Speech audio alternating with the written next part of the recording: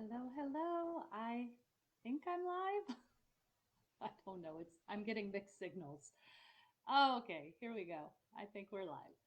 I am Kalua and I am a life health and business coach with Imperfectly Amazing. And today I wanted to talk a little bit about overreacting.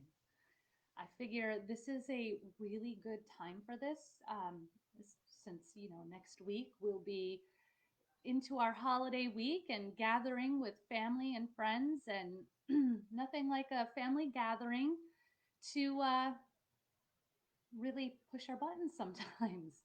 If you've ever noticed how certain people can really just pull a reaction out of you, and many times something that is said triggers us into this overreaction where afterwards maybe we're saying, I don't know why I reacted quite that badly, or I don't know how I always let that person under my skin so much, or, just all these different things. And I wanted to talk a little bit about that, and why maybe it is family that is able to trigger you so strongly. And, what happens is, over our years, as we're growing up, as we're going through our life, we of course have many experiences, and some of them which we didn't like so much, right? We chose not to really deal with it, and we kind of just swallowed our emotions about it, and we pushed it down. And what ends up happening is it gets locked in your body, and truly, actually, sometimes physically you can have physical manifestations of that.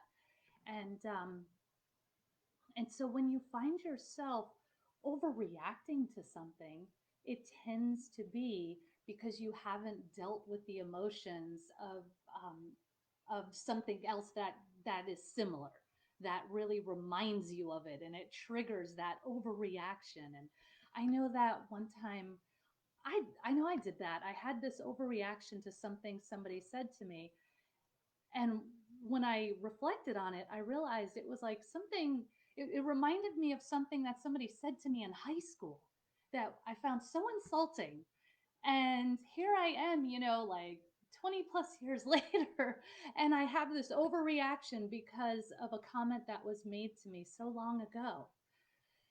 So, family is really able to trigger that for you because you have a history with your family. You go way back, and there's a little bit, maybe more of a closeness, or maybe even an expectation of your family. You want to be able to connect with your family and have a good relationship with your family, and you feel like, well, maybe they should be your cheerleader, and and you theirs, and maybe sometimes they're not living up to that. And so just that alone can create some of those feelings, and unearth many of those feelings that we push down and we ignore most of the year until we're together again with the people who really bring them up to the surface. So I